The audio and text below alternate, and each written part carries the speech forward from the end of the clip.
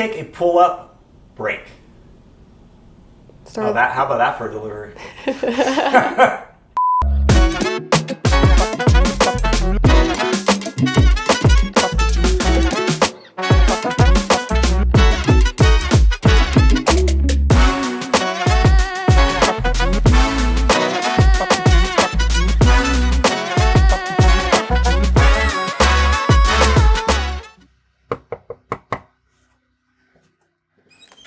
Oh, hey! Hey, Chris. Welcome to my hell hack. Did you say hell hack? Sorry. House hack. Come on in. Please remain seated.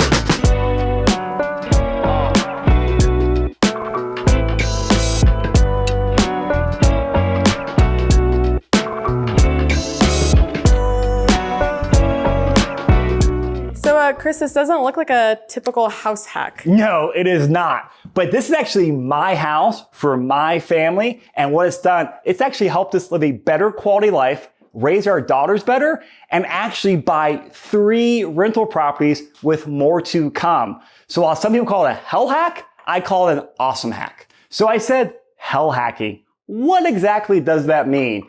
Well, my situation is very unique. You see, I'm 40 years old right now, and about 5 years ago, I learned the power of house hacking, thankfully through BiggerPockets. And once I understood the power of it, I was sold. Here was a problem though. I had a 6-month-old and a wife, and traditional house hacking that many younger single people do was out of the question. While I was up for it, my wife was absolutely a no on that. And so what we focused on though was how can we make it a win-win? A win-win financially, but most importantly as a parent, how can we make it a win-win for our family? And having my mother-in-law, aka my daughter's grandma around, has been an absolute win. So a picture's 1,000 words. Let's go check out the mother-in-law suite, because this is one of the coolest things of the house and was made it be such a great win-win for me, my wife, and also my mother-in-law. Let's go check it out.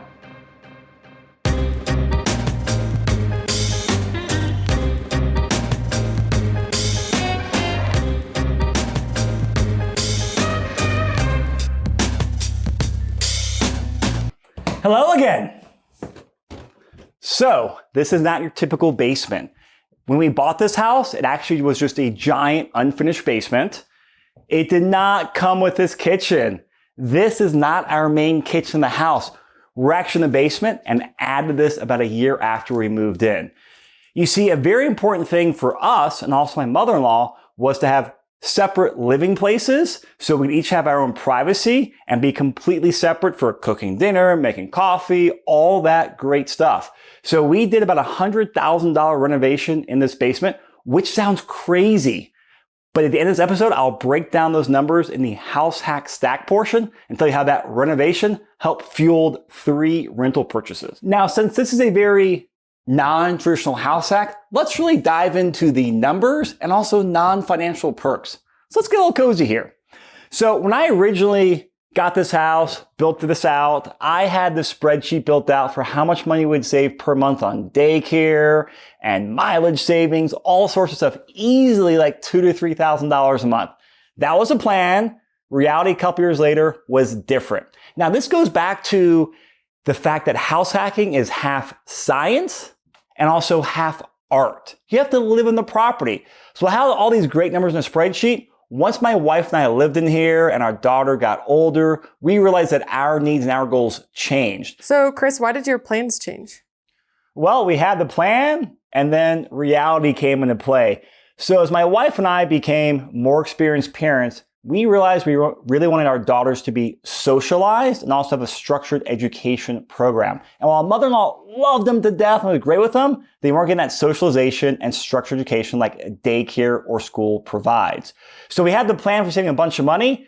Didn't go according to plan, which is fine. Understand this. This is a pro tip here. You have your plan and then reality happens and you adapt your plan. That's what me and my wife did. So we shifted our focus from just strict savings to putting our daughters in daycare. But the non-financial perks we've gotten have still been amazing while we're still living with our mother-in-law. Perk number 1, we get like 5 home-cooked meals a week. It is absolutely amazing. We're very fortunate. Most of the time, our mother-in-law cooks the meals down here.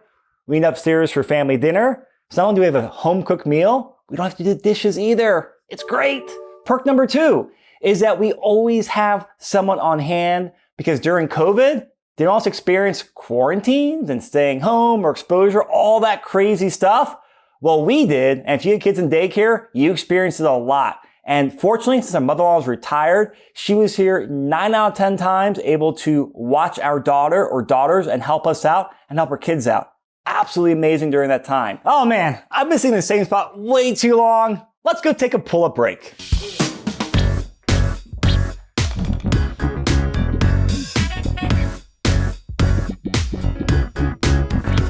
99, 100. No, in all seriousness, I promise you the numbers on this house are better than the numbers of my pull-ups. But a giant pro tip thrown out there, no matter like you're house hacking in my situation or just house hacking in general, the pro tip is to compromise. I cannot say this enough. There is no right or wrong way to go out there and house hack. It's always a balance of like what the numbers are and what you need. Do not be afraid of the C word. All right, so talking on compromise here, this is a gigantic house in the suburbs, and a lot of the homes around here have a giant, kind of finished basement, painted walls, carpet, great area for rec rooms, kids running around, gyms. Obviously, we cannot have that situation in the basement because our mother-in-law lives there. So what we did was we compromised what we wanted, gave up that space for mother-in-law, but we converted our garage into a rec room, a home gym, a bunch of storage stuff as well, and it's worked out extremely well for us. So this goes back to not only compromising, but having the mindset of how do I make this a win-win for myself, for my family, and also our finances. And for us, having a space for us to work out and our kids to play in was vital. So I get asked all the time, Chris, how do you make this work? I know for a lot of the American culture, the thought of living with your parents or your spouse's parents is just completely insane. Now, if I could go back and do it all over again, I absolutely would. It's been a huge win financially and a huge win for us from our family perspective. And a couple things reflecting back on there, one that is very important, and it's a great pro tip, is over communication. And I feel like we know all about this for relationships, business partnerships, everything. But even over communication between me, my wife, and our mother-in-law is very important. We all have our own feelings and needs and wants and quirks. And by over communicating, we hopefully get ahead of it and don't let those small things build into big issues. Because after all, we are roommates. Now I'm gonna head back to the studio and go through the numbers. We'll actually break down how the numbers work, how the refis and cash out refis have gone to go out there and buy multiple rental properties. And after seeing the numbers, it'll win you over too. So we're back in the studio to talk about my favorite part of the video, the house hack stack. Why do I like it so much? Because that's what builds wealth. Now, the way I have utilized my house hack is very different from most house hackers and the other videos we're talking about in this season. While most people buy a house, live in there for a year, then move out, buy another house, I don't want to do that.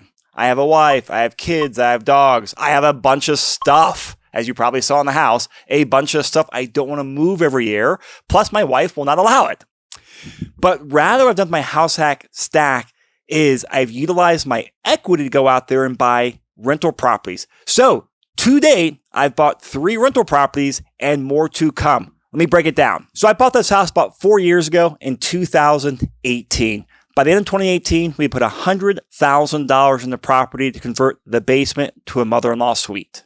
So it was great that we improved the property. Now that money was stuck or locked in my real estate piggy bank, aka my primary residence. Fast forward to the middle of 2019, I did a cash out refinance. So I actually pulled out $106,000 and slightly lowered my interest rate. And so my plan was to be smart with the money to go out there and buy rentals. So what I did is I went there and bought 2 condos, based about $200,000 each, all in for $110,000. So the vast majority of it came from my primary residence. So step 1, I pulled equity and added 2 more rental properties to my house hack stack. Now jump forward to March 2020. What happened then? COVID and interest rates tanked. So I then went out there and refinanced my primary residence, not to pull out cash because there wasn't a big enough equity gain, but to lower my interest rate. So a pro tip is to always be looking at what's going on in the market and looking for opportunities to go out there and change your debt structure or pull out cash. So I lowered my interest rate and saved a couple $100 a month in my monthly mortgage cost. So fast forward to next year in 2021, I put a HELOC or home equity line of credit on my house with a $100,000 limit. And I took about $80,000 of it and used as a down payment to buy a house with an ADU or accessory dwelling unit. Now, at this point, that's my third rental property that I purchased from the equity in my primary residence. This is a pro tip here. The cheapest place you can often borrow money is your primary residence. So I very much view that as my piggy bank to go out there and invest in. I am fine with high leverage on my personal residence. Some people are not, but I want to go out there and buy properties to build my future wealth. Now, let's actually look at the numbers here because this shows the power of it. So these three properties have a combined value of about $1 million in total property valuation. I built a $1 million rental portfolio by being smart with the equity in my primary residence. Now, in addition to all that valuation and also cash flows over $1,000 a month between the three properties. So stop and think about this for a second. I didn't have to move. I didn't have to go out there doing crazy deal strategies. I did what was best for my life, my family, my situation, and went out there and structured my house hack and then was smart with what was going on in the market and using equity in my house to go out there and buy multiple rental properties. So no matter what situation you're in, take time to figure out how you can make it a win-win for you. All right, so those three rental properties that I've currently acquired through my primary residence. Guess what? I don't plan on stopping. A few weeks before I record this video, I just closed on a brand new HELOC on my primary residence. And with all the improvements and all the market appreciation, the line of credit's close to $400,000. Can I use that money to go out there and buy more rental properties? You bet I can. So I have very much structured my house hack to use as my personal line of credit to go out there and invest in other properties. All right, so to wrap it up, obviously my situation is very unique with my mother-in-law living with us, and I get two types of reactions. Oh my gosh, your mother-in-law lives with you, and oh my gosh, you have high leverage in your primary residence. Yes, and yes. That works for me and my lifestyle, my investing criteria. It may not work for you. That's fine. So the whole goal of this episode and other ones is to show you different types of houses, different strategies, and different situations. So I'll end with what I said at the beginning. Am I hell hacking or am I house hacking? Roast me in the comments. I'm gonna grab my popcorn, read them, and reply. Am I doing a hell hack or are you jealous? I think you should say, am I doing a hell hack or a house hack, like what you had said before? And I went to my wife. I was like, honey, we gotta do this. She's like, no.